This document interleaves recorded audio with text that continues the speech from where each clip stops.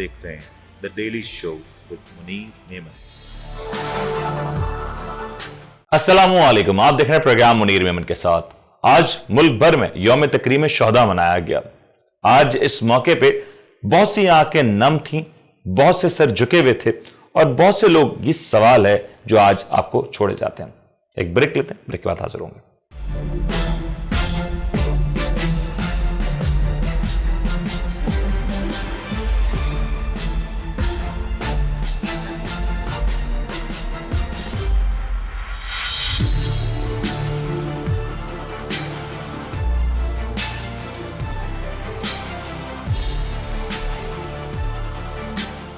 आप देख रहे हैं the daily show with Munir Memon.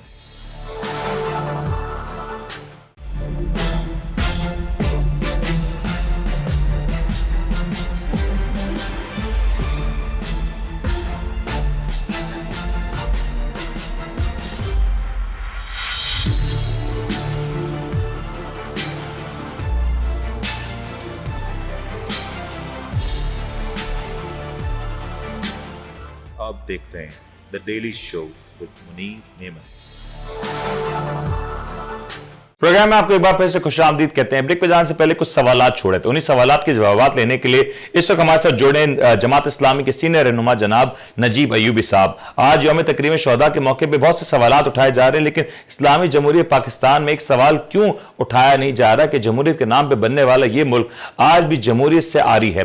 आज भी यहाँ पे जब इलेक्शन की बात होती है तो ये एक ऐसा मौमा नजर आता है जो हल नहीं हो रहा। आज कराची की बात करें, पंजाब की बात करें, खैबर पख्तूनख्वा की बात करें, यहाँ पे या तो इलेक्शंस होते नहीं या तो अगर हो जाए तो इनको तस्लीम नहीं किया जाता। पाकिस्तान में ये रविश कोई नई नहीं और आज भी पाकिस्तान इसी डगर पे नजर आता है। इसी हवाले से गुफ्तगू करने के लिए हमारे साथ ज्वाइन करें जनाब नजीब अयूब साहब। नजीब साहब अस्सलाम वालेकुम। वालेकुम सलाम। मुनीर साहब कैसे हैं आप? नजीब साहब अल्लाह का शुक्र है, लेकिन एक बड़ा सवाल है नजीब साहब।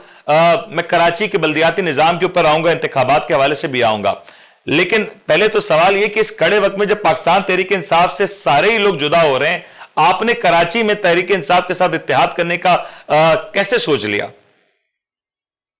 अच्छा सवाल है। देखिए, ये इत्तेहाद तो बहुत पहले की एक अंडरस्टैंडिंग थी, जो इलेक्शन से पहले भी, जैसे हाफिज साहब कह चुके थे, तमाम ही सियासी जमातों के वर्कर्स को उन्होंने ये कहा था कि कराची को बचाने के लिए आप जमात इस्लामी का साथ दीजिए। और उसकी वजह से जाहिर है कि बहुत सारे दोस्त जिनका ताल्लुक एमक्यूएम से है, जिनका ताल्लुक पीटीआई से है, उन्होंने हाफिज साहब को वोट दिया। और जमात इस्लामी से हटके एक हाफिज नईमुर रहमान का अपना एक अलग जेस्टर है और वो तमाम कराची आइस के लिए काबिल कबूल है। हो सकता है जमात इस्लामी सबके लिए काबिल कबूल ना हो एक नजरियाती जमात होने के रेफरेंस से, लेकिन हाफिज नईमुर रहमान साहब की जो शख्सियत है और जो किरदार है, अल्हम्दुलिल्लाह वो हर फर्द के लिए अट्रैक्टिव भी है और एक्सेप्टेबल भी है। तो इस तरीके से ताल्लुकात हमारे चल रहे थे इन जमातों के साथ।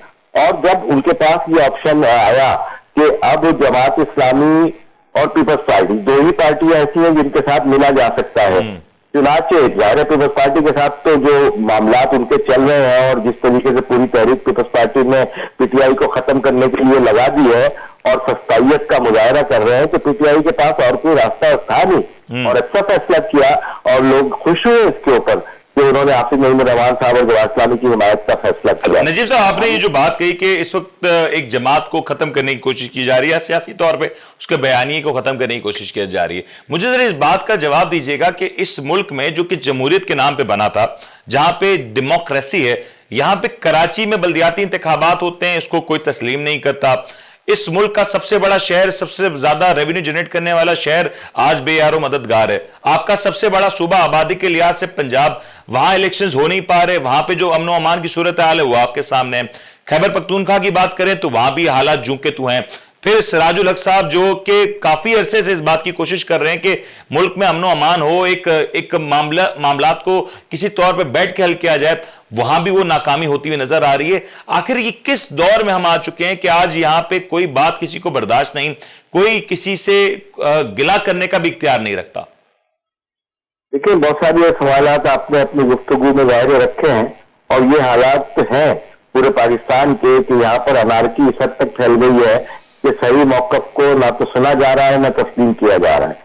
अगर कराची की बात करें تو کراچی میں بدقسمتی سے صوبہ سندھ میں جو پارٹی حکمرانی کر رہی ہے اور اپنے اتحادیوں کو ساتھ لے کے اس نے یہاں پر پنجے گاڑے ہوئے ہیں، وہ پارٹی تو خود جمہوریت دشمن ہے.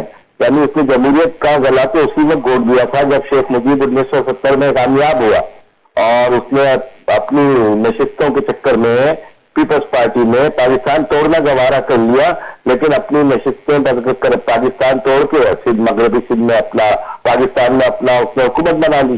تو اس کو تو یہ غرض نہیں ہوتی کہ کون سا خطہ جو ہے وہ ہم سے الگ ہو رہا ہے اور کس کو الگ کرنا پڑے گا، انہیں تو اپنے اقتدار سے دلچسپی ہے. اور وہی کچھ آج ہوتا ہوا بھی دکھائی دے رہا ہے آپ کو، آج بھی اس اقتدار کی جاتا ہے کریڈٹ پورے کا پورا. یہ تو پورے پاکستان میں کہیں بھی بلدیاتی انتخاب نہیں ہوئے نا، لیکن پاکستان میں حافظ نعیم الرحمان نہیں ہے، کراچی میں حافظ نعیم الرحمان ہے اور اس کی ٹیم ہے. تو یہ واضح فرق ہے کہ کراچی میں یہ 4 دفعہ الیکشن سے بھاگ رہے تھے اور 4 دفعہ ہم نے کان پکڑ کے حافظ صاحب نے ان کو الیکشن کروانے پہ مجبور کیا. 29 دن کا دھرنا دیا اسمبلی کے سامنے، ٹھیک ہے جی، اور اس 29 دن کے دھرنے میں کچھ ایگریمنٹ فائل ہوئے اور جس کے نتیجے میں تو پارٹی مجبور ہوئی کہ یہ الیکشن کرائے. اور الیکشن کرانے کے بعد اب آپ یہ دیکھیے کہ پہلے انہوں نے منتخب نجم عالم کو میئر کے لیے، کیونکہ ان کو ہار نظر آ رہی تھی، کوئی بڑا آدمی اپنے اس کو آگے لے کے نہیں آئے وہ، کیونکہ ہاری ہوئی پارٹی تھی. لیکن جب انہوں نے سیٹوں پہ قبضے کرنے شروع کیے جماعت اسلامی کی اور پی ٹی آئی کی اور مینڈیٹ کو چھیننا شروع کیا تو پھر مرتضیٰ وہاب بھی لائن میں آ گئے، فلاح بھی لائن میں آ گئے. اور میں تو سمجھ رہا ہوں کہ اب یہ بلاول بھٹو کو بھی اسی لائن میں لگا دیں گے، کیونکہ یہ تو چاہتے ہی نہیں ہے کہ کسی بھی طور پہ اقتدار جو ہے وہ ان کے ہاتھ سے نکلے. تو یہ خستائیت. لیکن نجیب صاحب یہ جو آپ کراچی کے بلدیاتی انتخابات کی بات کر رہے ہیں کیسے ممکن ہوگا؟ کیونکہ آپ جس اتحادی جماعت کے ساتھ مل کے کراچی کا میئر لانا چاہ رہے ہیں، اس کے تو بہت سے سینئر رہنما اس وقت پارٹی چھوڑتے نظر آ رہے ہیں، غائب ہوتے ہوئے نظر آ رہے ہیں. یہاں پہ کراچی پہ جو سطحی سطح کے جو کارکن ہیں، جو چیئرمین وائس چیئرمین کی سطح کے جو لوگ ہیں، آپ کو لگتا ہے وہ ان میں اتنا دم خم ہے کہ وہ سٹینڈ کر سکیں چاہے ان کو جماعت اسلامی کا کچھ سپورٹ ہی حاصل کیوں نہ ہو؟ دیکھیں اس میں 2 باتیں ہیں اور یہاں پہ یہ سمجھ لیں کہ پہلی بات تو یہ کہ مرکز کی جو پی ٹی آئی ہے یا کراچی سے ہٹ کے جو پی ٹی آئی ہے وہ بالکل مختلف پی ٹی آئی ہے. بالکل صحیح. پی ٹی آئی الیکٹیبلز پہ مشتمل ہے، سابق سیاستدانوں پہ مشتمل ہے جو ذرا ذرا سی چیزوں کے اوپر اپنی وابستگیاں تبدیل کرتے ہیں. یعنی پہلے کی یہ لوگ پی ٹی آئی میں نہیں تھے نا، یہ پیپلز پارٹی میں تھے، کاف لیگ میں تھے، نون لیگ میں تھے اور چے لیگ میں تھے اور گاف لیگ میں تھے. وہاں سے نکل کے یہ سب کے سب اس میں آئے نا پی ٹی آئی میں. صحیح. تو یہ الیکٹیبل تھے، ان کو جس ڈوری سے ہلایا جاتا ہے اس ڈوری کے ذریعے واپس نکال لیا گیا. تو میں اس کو جینوئن پی ٹی آئی نہیں مانتا. میں سمجھتا ہوں کہ کراچی کی جو پی ٹی آئی ہے اور کراچی کے جو لوگ ہیں یہ اس طرح کے سکہ بند قسم کے الیکٹیبلز نہیں ہیں. یہ نوجوان ٹیم تھی، یہ نئے لوگ تھے اور اس کے علاوہ اس میں آپ دیکھیں نا علی زیدی اسٹینڈ لیا ہوا ہے نا علی زیدی نے. لیکن علی زیدی صاحب اسٹینڈ کے ساتھ اگر آپ کراچی میں دیکھیں محمود مولوی صاحب جو حالیہ الیکشن جیتے نیشنل اسمبلی کا، وہ بھلے انہوں نے پارٹی کو بعد میں جوائن کیا، پرانے سیاستدان نہیں ہے. میں سمجھ گیا. آفتاب صدیقی صاحب بھی ایک پولیٹیشین نہیں ہے اور اس قسم کے لوگ آتے رہتے ہیں نا. دیکھیں ایم کیو ایم میں بھی ایسے لوگ آئے، وہ فلاں کے آگے فلاں بزنس مین آ گئے، بزنس مین میں بھی شوق ہوتا ہے جی تھوڑا سا یہ کر لیں. ایسے بہت سارے بزنس مین ہیں جن کے کاروبار اچھے چل گئے ہوتے ہیں، تھوڑا پیسہ لگا دیں گے، تھوڑی سیٹ پکڑ لیں گے. تو میں عوام کی بات کر رہا ہوں. سیاسی پارٹیاں اس طرح سے بھی ختم ہوگی کہ آپ نے کریک ڈاؤن کیا اور ان کے لوگوں کو گرفتار کر لیا اور ان کے لوگوں کو پکڑ کر شروع کی. یہ طریقہ صحیح نہیں ہے. اس طریقے سے سیاسی جماعتیں ختم نہیں ہوتی ہیں بلکہ مقبول ہوتی ہیں. اگر تو اس کو اس طریقے سے عسکری انداز میں اور دوسرے انداز میں روکنے کی کوشش کی جائے گی تو یہ نقصان دہ ہوگا جمہوریت کے لیے. ہمارا آج کا ٹاپک تو جمہوریت ہے نا. بالکل جمہوریت. ہم جمہوریت پہ بات کر رہے ہیں نا. تو جمہوریت کے لیے تو سن قاتل ہے.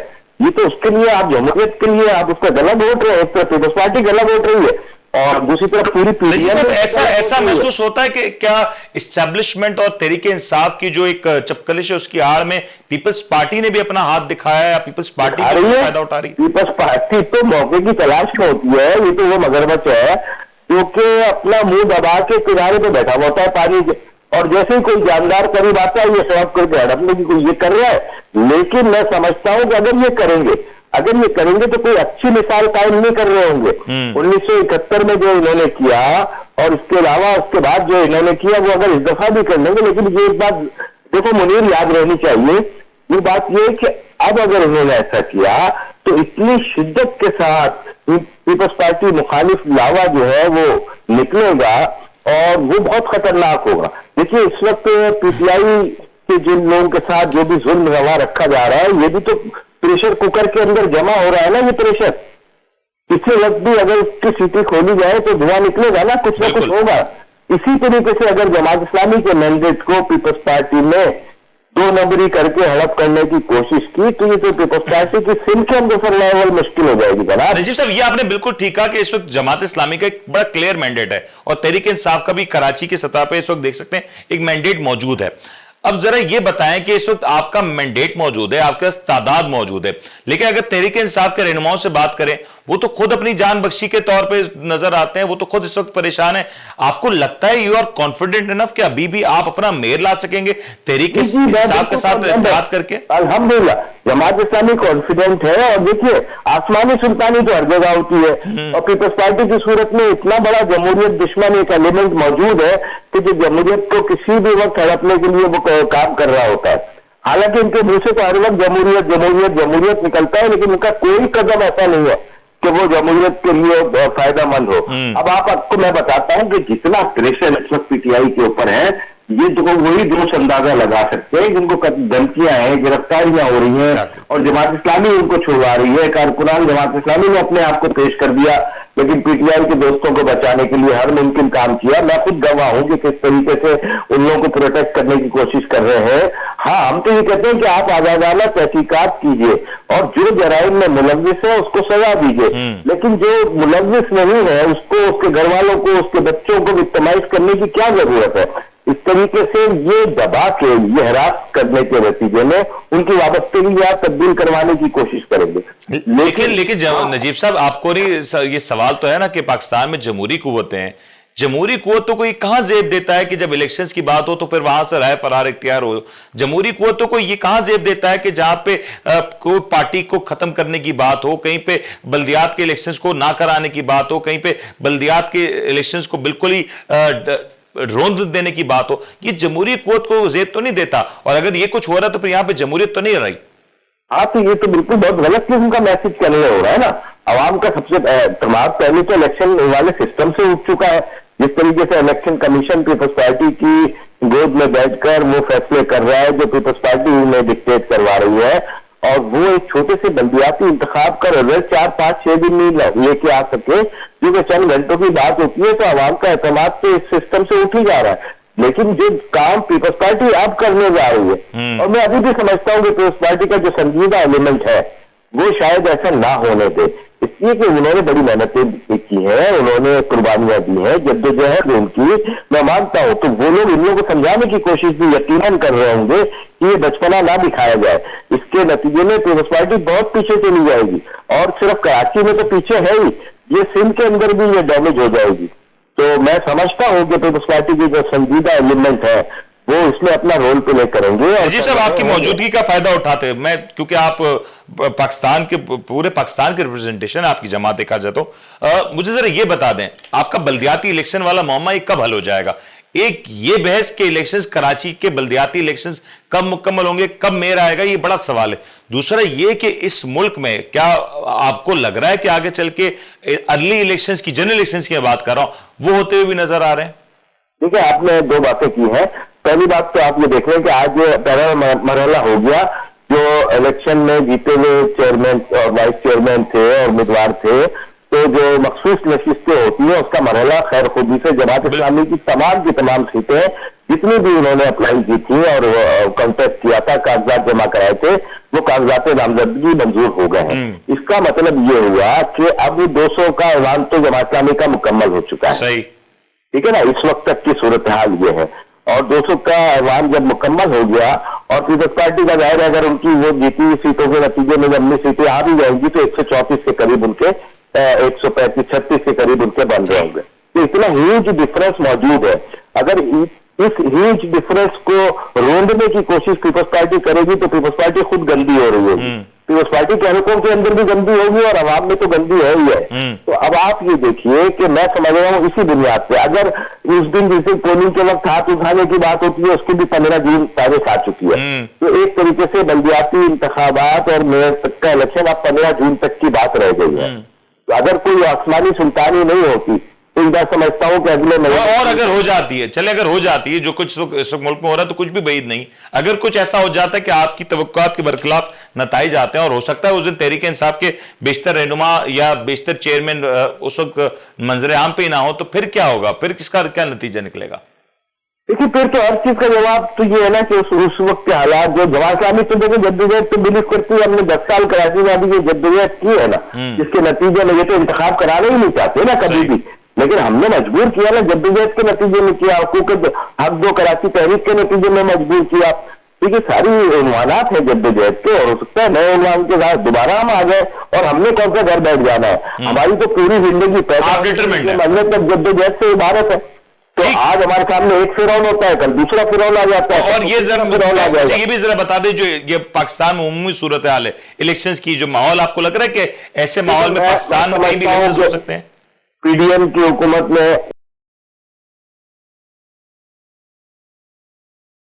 यही वजह है कि वो अदलिया भी जो है वो आनाकानी करती है, अपने इख्तियार मांगती है, और स्टेट बैंक भी कह देता है कि हमारे पास पैसे नहीं है वगैरह वगैरह वगैरह।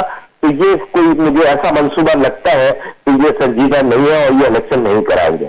बहुत बहुत शुक्रिया नजीब साहब, आपने वक्त दिया और यकीन तौर पे ये बड़े अहम मसला है जो इस वक्त गुफ्तगू हो रही है कि इस वक्त हमें सबक सीखना होगा, और माजी की बहुत सी गलतियां हैं जिसके बाद भी हमने सबक ना सीखा, और आज जो कुछ हो रहा है यकीन तौर पे इससे नुकसान चाहे किसी पॉलिटिकल पार्टी का हो या ना हो, लेकिन दरअसल नुकसान इस वक्त आम आवाम का हो रहा है, पाकिस्तान का। और उम्मीद करते हैं आपको आज का प्रोग्राम पसंद आया होगा।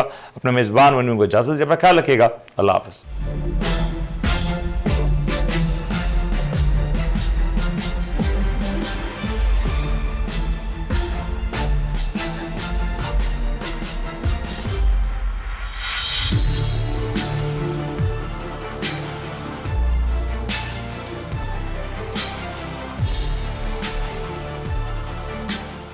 आप देख रहे हैं the daily show with Munir नेमत।